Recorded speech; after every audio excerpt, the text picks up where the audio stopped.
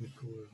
Okay, so what we are going to do is we're going to go over the test very quickly, and then we're going to do 8.1, as much of 8.2 as we can, just because Monday we want to do 8.2, finish up 8.2 and 8.7, and then there's like test and then review and then final. So it wraps up here pretty quickly. But anyway, that's 3 problems here. So the first one, you were given this function minus, and you had to find both the derivative and the antiderivative of this. So both of these are going to be product rules. So it's going to be the first times the derivative of the second plus the second times the derivative of the first, which is 1. I can put that one down. I'll fill these blanks in just a second. Minus, and then over here, you're also going to have a product rule. So it'll be the first times the derivative of the second plus the second times the derivative of the first. So all these things are going to be primes. And so but the second one's easiest. If you do the derivative of cosh, you get sinh. You take the derivative of sinh, you get cosh. So there's that. And then the derivative of this cosh will be sinh of 2x, and then multiplied by 2. And that's it. I guess you can clean it up a little bit if you want. Almost everyone didn't distribute the minus correctly, so it's minus on both. I won't say that, but a lot of you just put minus on one and then there you go. So there's that. You can clean it up if you want. The antiderivative of the function will be, well, I got to do the antiderivative of x cosh 2x dx, and then I can do the antiderivative of sinh cosh. And one of them is integration by parts, and the other one is integration by substitution. So this one here, if I let u equal sinh, du is cosh, and so that integral just becomes the integral of u du. So I get 1/2 u squared, which is 1/2 sinh squared of x. So there's that one. And I'll put a minus, and I'll combine it all in a second. This one here, I do u and dv. And so this one, if you did liate, like log, inverse trig, the t's, these coshes are actually like e's. They are e's. They're really there towards the end, which means you wanted to do the x first for u. So du is 1. B will therefore be sinh of 2x, and then divide by 2 in order to get that. So I will get uv, so 1/2 x sinh 2x, minus the integral of v, 1/2 sinh 2x dx. And so times 1. So we got that. So now, all together, the total answer here would be 1/2 x sinh x minus, now I can integrate this, it'll be cosh of 2x divided by 2, but I already have a 2 there, so that's a quarter. Then I put this one back on, minus 1/2 sinh plus c. So that's number 1. I'm going to go quickly through them. Again, keep track on your side. If you have questions offline, send me an email about it. 2 was doing, the next one was doing these limits. X to the 15th minus 5x squared plus 9, 25x to the 15th minus x squared minus x to the 4th. There was a couple ways to do it. I kind of wanted you to do L'Hopital's rule just to show that you know how to do it. If you knew the answer was just look at the dominant terms. So if you look at the dominant terms, they're both x to the 15th, and therefore the answer will be the number from the first one divided by the number instead of the second. The answer will be 1/25. But if you do L'Hopital's rule, we're going to have the limit. Take the derivative of the top, 15x to the 14th minus 10x. The bottom, 25 times 15x to the 4th minus 2x minus 4x cubed. And you keep going, because the problem is this is infinity over infinity again. You do infinity over infinity a couple times until these last terms will drop out. This one will go from negative 5x squared, it'll end up going to minus 10x, and then it'll go to minus 10, and it'll go to 0. This one will go to minus 2, and then eventually go to 0. This will go to minus 12x squared, minus 24, minus 24, and then 0. So the only thing that will drop out is this stuff, and it'll look something like 15 times 14 times 13 times 12 on the top, and the bottom is 25 times 15 times 14 times 13 times 12, x to the 4th, x to the 11th, and x to the 11th. So you cancel that, cancel that, cancel that, cancel that, cancel, cancel, cancel, and you also get 1 over 25. So a couple of parts, but think over time if you went, oh yeah, this is going to drop out and I'll only get the first part, in which case it's 126. For the next one, the limit as x goes to 0 of x to the x. You cannot just say anything to the 0 is equal to 1. That's the whole problem, because this is 0 to the 0, which is undefined. In fact, we call it indeterminate. So you have to do this trick where you do the limit as x goes to 0. You raise e to the natural log of that. And we did at least one example of this. It was in the homework. We now pull this down, the limit as x goes to 0. We can pull this down as x ln x with an EMA. The problem is this is still not quite right, because this is going to infinity, but this is, or sorry, this is going to 0, but this is going to infinity. So we have another indeterminate form, but we're not quite there yet. So we do the limit as x goes to 0 of e ln x over 1 over x. So we flip this x as a reciprocal, and we now get infinity over infinity. It's actually negative infinity over infinity, but that's okay. So now we can use L'Hopital's rule, and we'll get the limit e. I mean, it's the L'Hopital on the power, but we know we can do that because this e is nice. So we get 1 over x on the top and negative 1 over x squared on the bottom. So that'll be the limit as x goes to 0 of e to the negative x. And now we can just sub it in, and we get e to the 0, and the answer is 1. So in this case, it does work out to be 1, but that's not because 0 to the 0 is 1. It's because the side is 5. So that was that one. The next one was on indefinite integrals, which means you really should just rewrite it, first of all, as the integral from 0 to n. So you rewrite, and then we're going to take the limit as n goes to infinity later. So you do this integral, and if you did it right by integration by parts, you should get negative x e to the negative x minus e to the negative x between 1 and, or 0 and n. So you'll get negative n e to the negative n minus e to the negative n plus 1. Now you got to let n go to infinity. And the problem is these, you have to figure out what these limits are as n goes to infinity. So you probably want to rewrite this as n over e to the n. Write this as 1 over e to the n. Now what happens as n goes to infinity? Well, this is going to go to 0 because you're dividing by larger and larger and larger terms. This goes to infinity over infinity, but e to the n is dominant. Or you can just do L'Hopital's rule, and therefore that limit will be 0. So you'll get 0 plus 0 plus 1. And so you'd say that the integral converges, and you could just say converges to 1.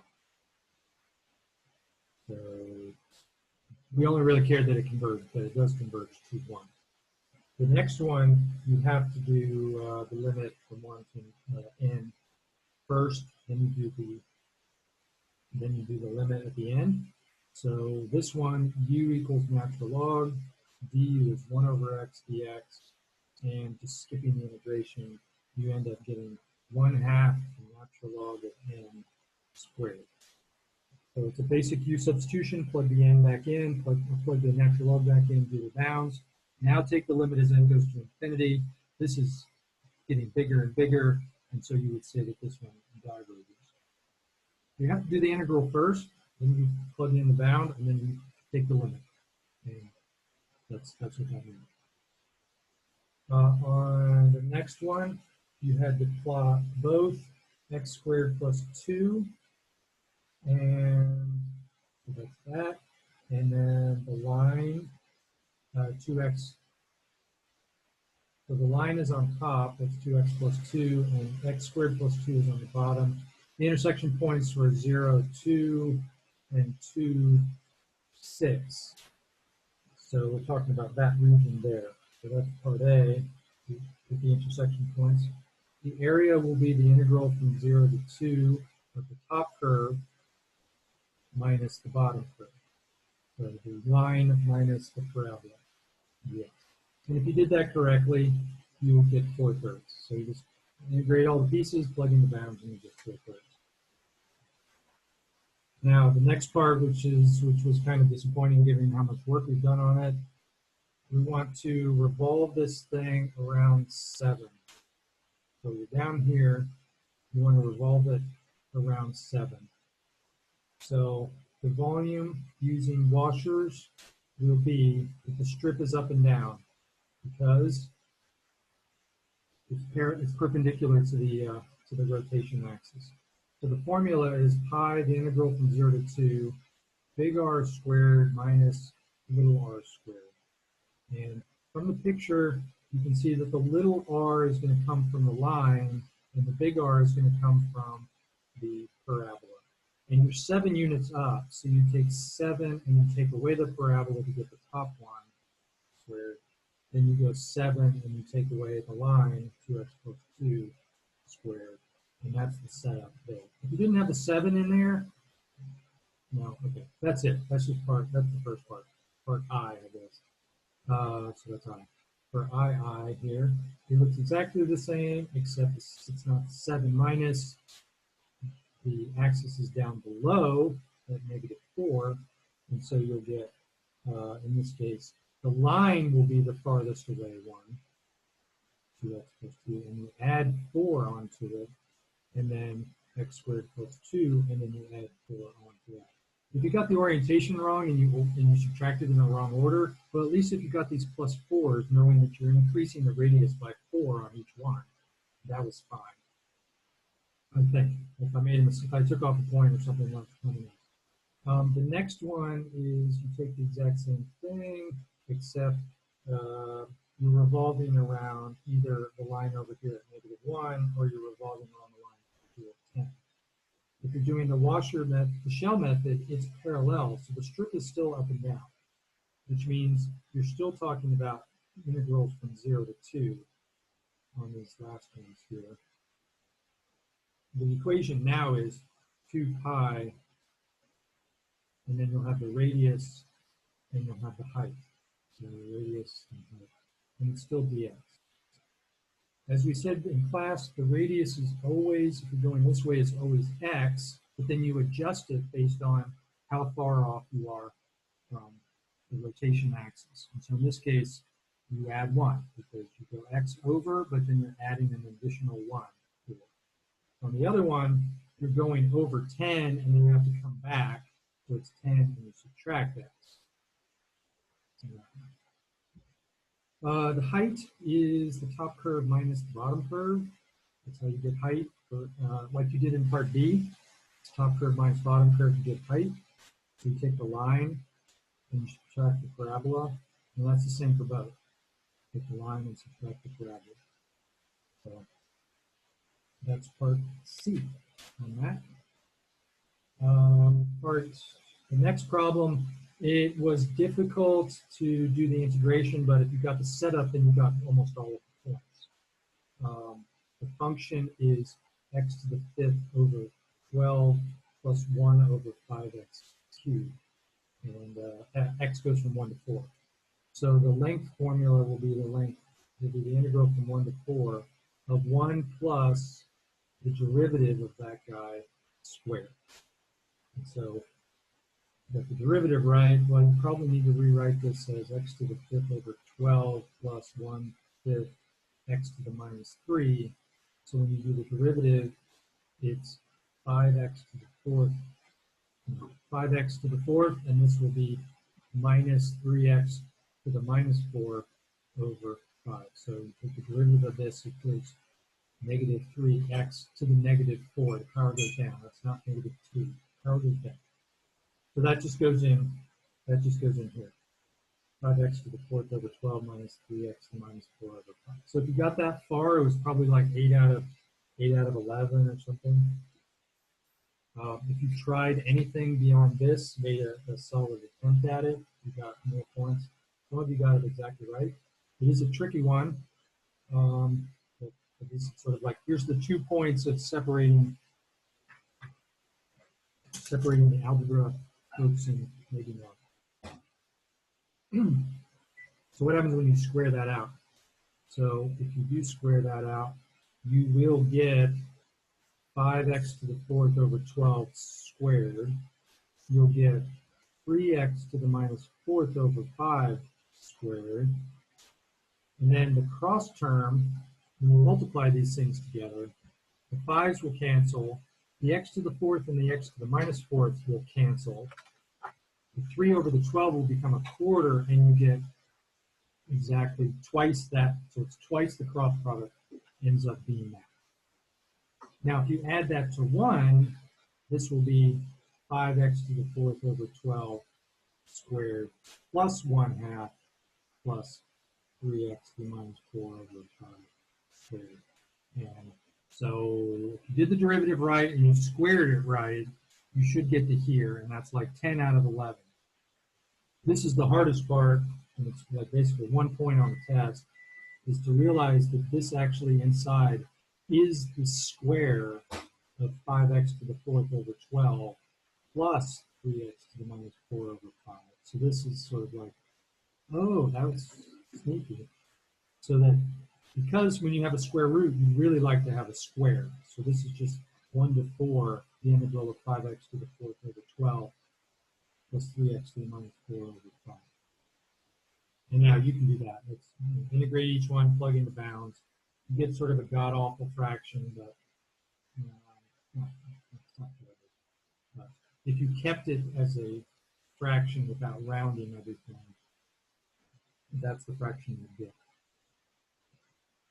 It's a big number over 12 and a big number over 5, I think. It might even be able to be better than this. But anyway, that is a version of it. And then the last one was just plug in the surface area equation. So that's -1 to 1 of the function that's given, 1 minus x squared, times the square root of 1 plus the derivative of that guy squared. You had to find the derivative squared.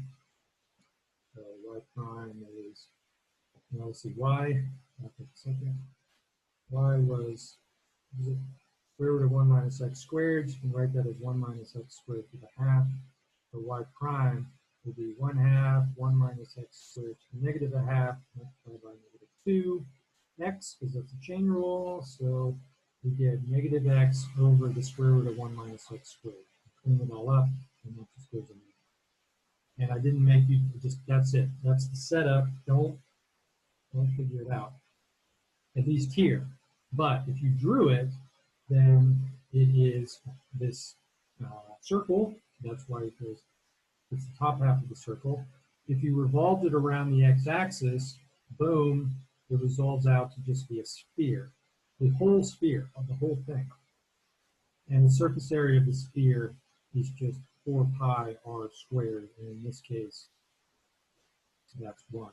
So in this picture, it's just 1 meter long. And that's it. There you go. So that was test 3. Some people nailed it. Some people went the opposite direction. So I don't know what that is. There's lots of homework that was missing. We're not asking enough questions in class, not using the LML. So whatever.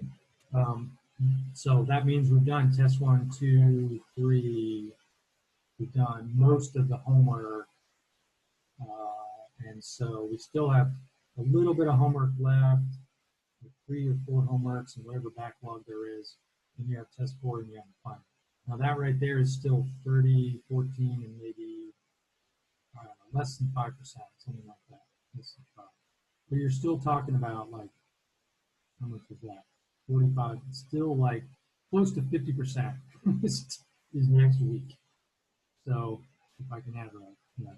30, 14, 44, it's around 50, maybe 48% or something like that. You still have a lot of time to catch up. Not much time, but you still have a lot of points that you could possibly get. So hopefully it's a productive weekend, I would say. Please let me know if you have questions. You should have plenty of time to talk about it. On Wednesday for sure, that'll be all review for the final. We'll have some chances to review questions today, questions on Monday, questions on Tuesday before we test. Okay, but with that said, we do need to get some stuff done here for chapter 8. And we're restarting here. So chapter 8 is going to have 3 things in it. It's going to have what are called sequences.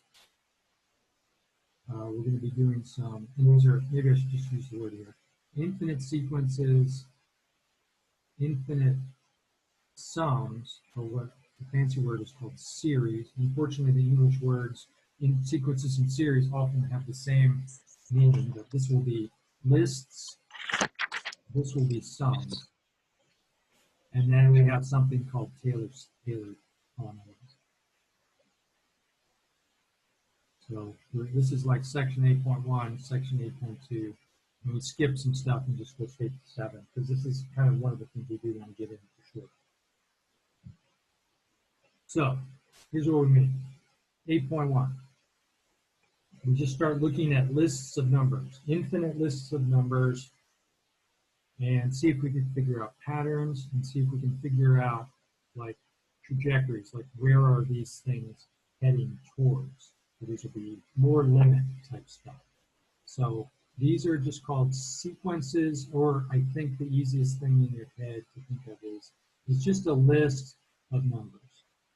So we're just going to separate them by commas, and we'll just list them out. So it's going to be big time example, just example day today, example time, example. Not much theory left here. So sometimes people like that. So basic ones, we can even just start with this one. So we can say, here's my sequence. 1, 2, 3, 4, and I'll even just put ... And now there could be potentially going on here in this this ... Maybe we want to list enough numbers so we can figure out what the pattern is. And sometimes you'd be like, well, no, duh, the pattern's obvious, but it's not always. So you have to list enough in order for it to make sense. Yeah. So in this case, the hope is that I just add 1 each time, or I just go up by 1 each time. So the pattern of this thing is just this. So I start at 1, and then each time I just add 1. That's in words. And I think you can see that. Start at 1, and then you go 2, which is 1 more, adding 1, adding 1, adding 1, da, da, da, da. So I can write this in a nice condensed formula where they say I just go n plus 1, where I start at n is going to go 1, 2, 3, so there's my pattern. And actually, I don't even want the plus 1. I just say the pattern is just n, where n is going 1, 2, 3. Now I will write this in little curly brackets sometimes. Sometimes I'll give this a name because I want this to be kind of like a function. But I'll say here's my subscript, and I'll call these things A1. So if I come back, if I use this notation, this would be like my A1. This would be A2. This would be A3, this would be A4, etc., like that. So that's maybe one of the simplest patterns you can come up with. And the question we're going to ask each time is, where is this thing going? Like, what is this list getting closer and closer and closer to, if anything? And I think you can see each time, since it's going 1, then 2, then 3, then 4, if I kept doing this forever, we use the word limit, of course, on top of this, the limit of this a sub n is plus infinity. You can write it like that, or you can just say that the sequence diverges. So we use the word diverges in a couple of settings, but they always mean limits. The limit is infinity, or the limit doesn't exist. We would say those are divergent limits. So that's just a simple sequence there. So what's another one here? Well, instead of doing the numbers, I can do the reciprocals of the numbers. 1, 1/2, 1/3, 1/4, 1/5, dot, dot, dot, dot, dot. Then it's like, each time the thing is going up by 1, and I'm taking the reciprocal of that. So that's the pattern. Start at 1, and I go from there. So the pattern in this case is I would write 1 over n. And to be even more precise, sometimes they'll write n goes from 1 to infinity. I mean, infinity is implied, but this is the shorthand notation for that pattern of numbers, just 1 over n. So there you go. And therefore, where is this heading? You may not necessarily get to the answer, but it's a limit. So it's like, where are all of these numbers if you were to continue forever? Hopefully you can see that the limit is 0. These things are getting closer and closer and closer and closer and closer and closer to 0. You're never going to hit 0, but that's the limiting process. That's where it's heading. And so that's why you write the limit is 0. And so you get that. Now, with all of these things, you can also plot them. And instead of doing the x-axis and the y-axis, we're going to write that this is the n-axis and this is the a-n-axis instead. So when we plot these things, for example, if we did the one we just did, 1 over n, that means you plug in n equals 1, calculate the value, and I'm going to extend, it's not going to be the scale just because the numbers are going to get small pretty quick. So that right there is a1 equals 1. Put a point. So 1 high, and then n is 1. And then is 2. Plug that in, you get 1 over 2, and therefore you go up to 1/2 units, and you put a point there. So and you keep going. So at 3, at 4, at 5, and you keep going. You'll put in a third, a 3 equals a third, a 4 equals a fourth, a 5 equals a fifth. And you can see that these things, your eye kind of wants to connect the dots. And, we're not actually doing that, these are just dots, so it's called discrete points, not continuous motion. It will be related to like 1 over x, because you'd like to go, well, just connect it up, it's like 1 over x. Yeah, but now we're not doing continuous case, we're just doing an individual point. Okay. So that limit, as you can see pictorially, you can see that the limit is n goes to infinity of 1 over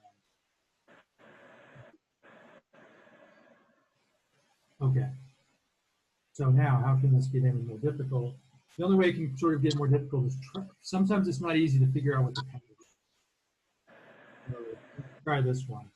1, 1/4, 9, 16, and a fifth.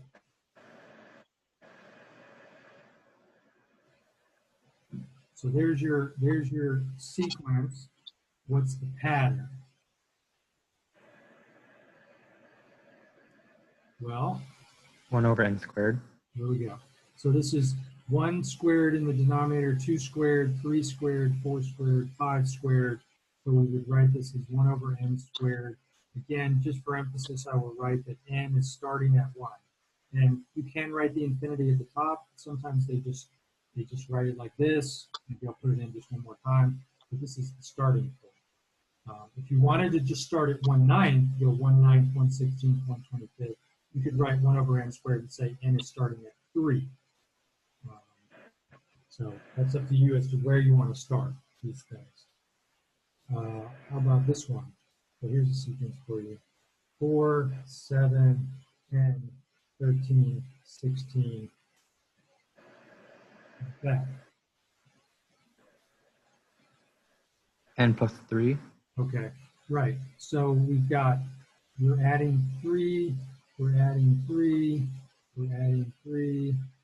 So is it n plus 3? Well, this means, so if you write n plus 3, then the point is what n is doing this. N is always going to go A1, A2, A3, da, da, da, A sub n. So when you plug that answer into your number, that better be right. So if I wrote n plus 3 and started at n equals 1, now start plugging them in. I would get 4, n now goes to 2. I would get 5, then the third one would be 6, then the fourth one would be 7. Okay, so that's not quite right because I want this to be like, I want it so that when I Can we just end? Go ahead. Sorry. Can we just adjust n to be 4? N is going to go 1, 2, 3, 4, because it's going to go A1, A2, A3, A4. So when I plug in the subscript, I better get the pattern. And this is not the right pattern.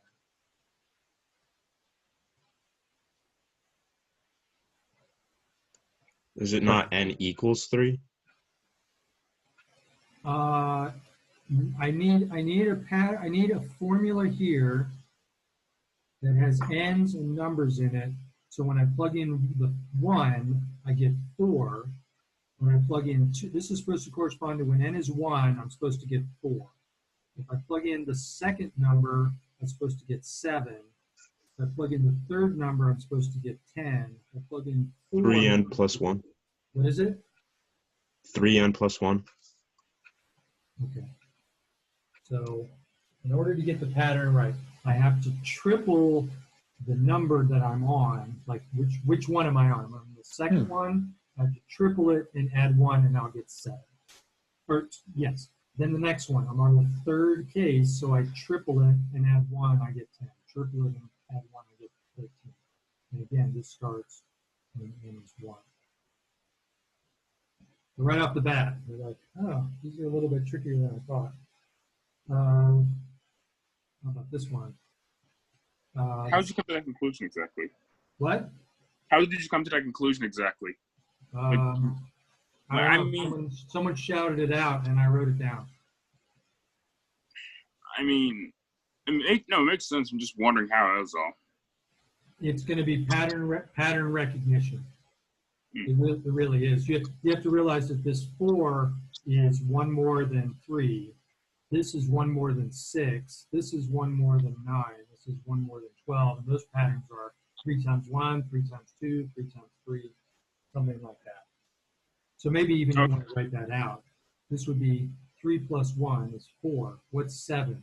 That's 3 times 2 plus 1. What's the next one? 3 times 3 plus 1. What's the next one? 3 times 4 plus 1. So you're like, oh, the 3 never changes. The 1 never changes. What does change is the thing that it's multiplied by. Okay. Yeah, that's probably the easiest thing to do. Okay, I think I get it. Sure. Yeah. Okay. How about this one? I'll figure out which one I want to do first. Here we go. 1. Here's my sequence. 1 minus 1. 1 minus 1. 1 minus 1.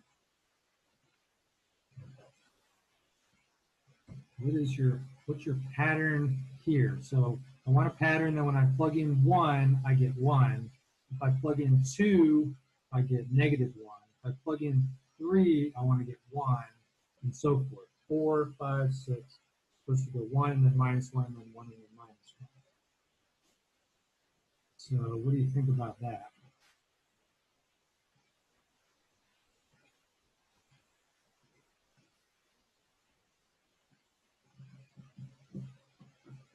It's not as easy. It's not going to be adding or subtracting things. It's going to be about multiplying things. Yeah. So I'm wondering if it's easier to do the other one first, but let's see. So if I took -1 and multiplied it by -1, I'd get 1. If I took -1 and multiplied it by -1 and multiplied it by -1, I'd get -1. If I took -1 times -1 times -1 times -1, I'd be back to +1.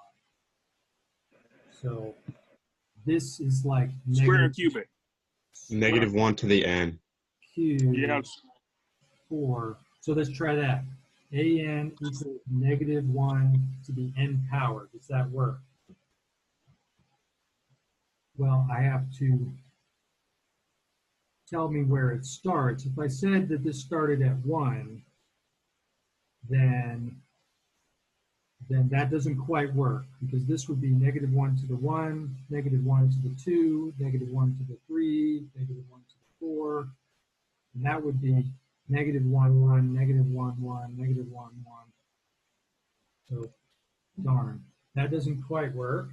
N equals 2. 1 to the n. Well, I couldn't just do, 1 to the n will always be positive. right, 1 to the n will always just be 1, 1, 1, 1, 1, 1, 1, 1, 1. So -1 and to n is correct, but you start at 2. Yeah, so I could start it at 2 instead, in which case I just would chop that part off and I would be starting there. So that doesn't quite work, but yeah, I could do that. I could go -1 to the n. It'd start at 2. So if I started at 2, then my first term would be -1 squared, which is 1, -1 cubed, -1 to the 4. So I could alter my starting value. That's one way to do it. The Could other you way to also do it- do, Go oh, ahead. sorry. Yeah, Is go it ahead. -1 to the n plus 1? Right, that's the other thing I could do, is I could still start it at 1, except I could jack up the power by 1. Now when I plug things in, when I plug in 1, the power actually becomes 2, and it's like I started my power at 2. So that is another way of writing it. It will definitely not be a unique way of writing these things out.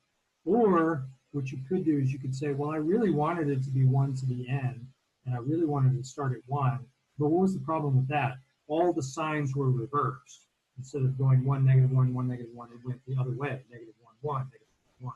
So I could just negate all of those and just put a negative in front of all of them.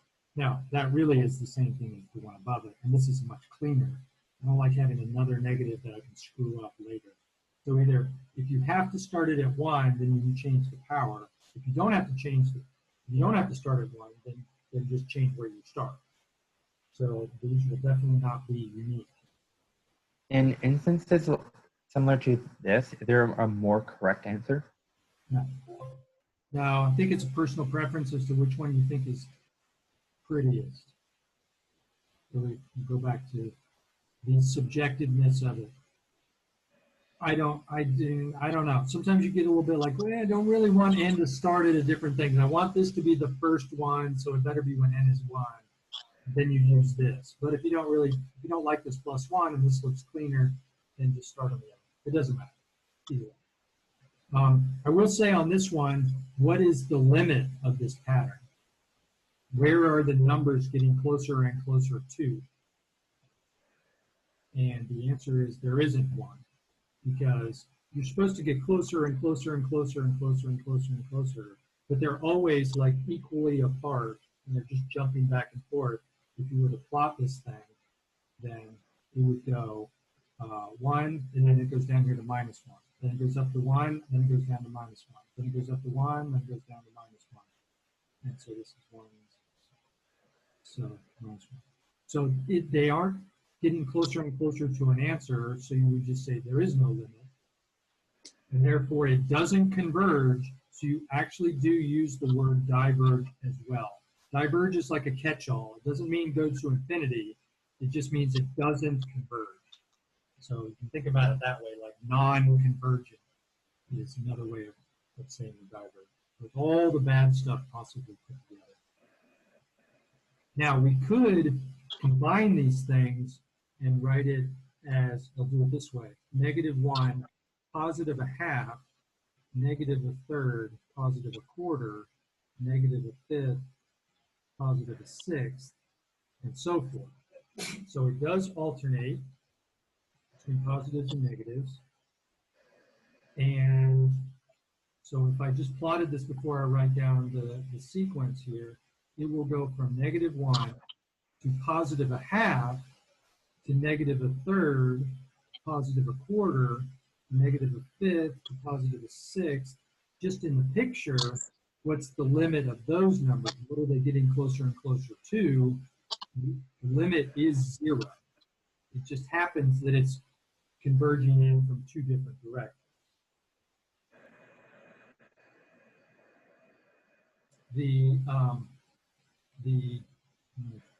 Turn off the car noises. What is the overall pattern now? Now we have to combine them. So what is the pattern in this case?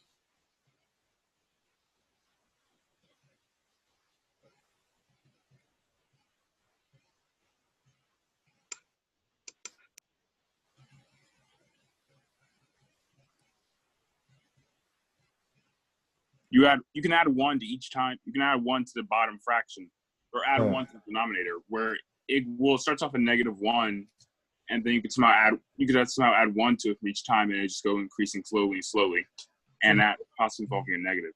That's the pattern. What we want to do is we want to write it like this, where this is the first one, this is the second one, this is the third one, this is the fourth one, and then how do we take that number to create the one that's here? So you can see the denominators are all whatever this subscript is. So the bottom is n. Like whatever this number is, that's what goes on the bottom. So the 10th one has a 10 in the denominator. On the numerator, it's like 1, -1, 1, -1, -1. So it's like the thing we just did. And we just got to make sure that this works. It then starts at 1. Now we can check our answer. If we plug in 1, we should get the first term. And do it. We get -1 to the 1 over 1. Check, that works. If n is 1, we get -1 to the 1 over 1, which is -1. That works. If n is 2, -1 squared over 2, we get a half. Check. If n is 3, -1 cubed over 3, you get a third, negative a third. Check. Okay, so this formula is the formula for that pattern, or it's a formula.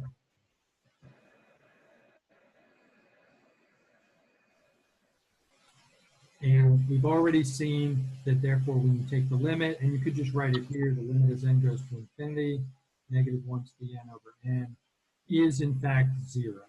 And because why? The denominator is getting huge, and the top is just going 1 minus 1, 1 minus 1. So this number eventually is going to be super, super small, and the limit will be 0. So I'm kind of coming in partially from the top and partially from the bottom, but it's approaching this level 0.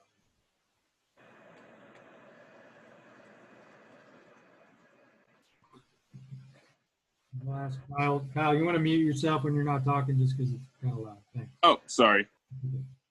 How about this one? Example, a sub n equals, well, I won't give you the pattern. I'll just write out the numbers and tell me the pattern. 1, 1/2, 1/6, 1/24, 1 over 120, I'll write down one more, 1 over 720, and so forth. So I want this to be my first one, A1, A2, A3, A4, A5, A6. So when I plug in the subscript to my pattern, I have to get the number in the list. So that's what I want. A sub n equals, come up with the pattern, and let's just try and see if we can start the pattern at 1. So when I plug in 1 into whatever my pattern is, I'm supposed to get 1 as the answer. If I plug 2 into the pattern, I'm supposed to get a half. If I plug 3 into the pattern, I'm supposed to get a 6th. I'm supposed to get a 24th, and so on across the board. So what is the pattern on that one.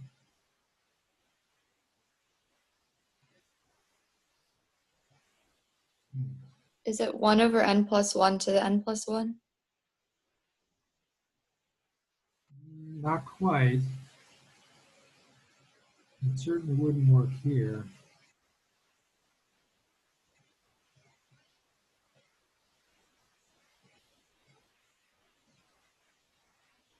Yeah, this is like, I don't know, one of these like little puzzles, like, how do you get, what's the formula to get that?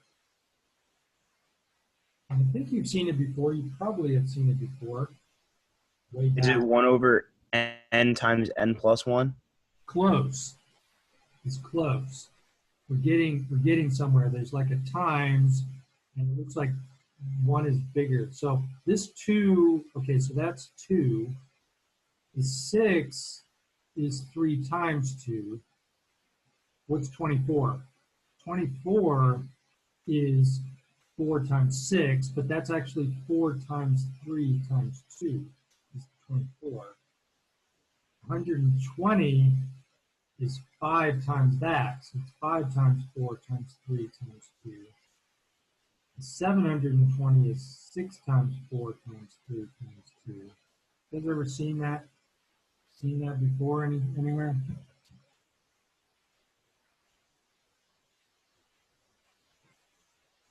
Ring a bell at all? It's factorial. Here we go. Very good. Yeah. So the factorial symbol, if I wrote 9 factorial, it doesn't mean yell 9. It means 9 times 8 times 7 times 6 times 5 times 4 times 3 times 2. And technically times 1. Yeah. You don't need to write times 1. So this number here is 1 over 3 factorial. This is 1 over 2 factorial. 2 factorial is technically just 2. And so is 1. So 1 factorial is just 1. So you multiply until you get down technically to 1 in order to make this make sense. So it's 1 over 3 factorial, 1 over 4 factorial, etc. So the pattern is 1 over n factorial, and we got n started. And that'll come up quite a lot. This one comes up quite a lot. And certainly in the next few sections that we're doing.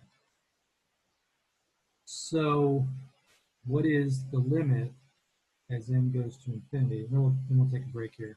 The limit of 1 over n factorial equal to. So I think we can draw a plot with n versus an. And this is going to be really hard to draw quickly. So at n equals 1, my term is 1. So I write a1, that's a1. What's a2? That one's not too bad. It's at a half. So I just go over 2 and then I put my height. But then it's going to start to get bad. If n is 3, what do I have to draw? I have to write a 6. So I'll go down here. And then I'm going to give up because the next one is a 24th.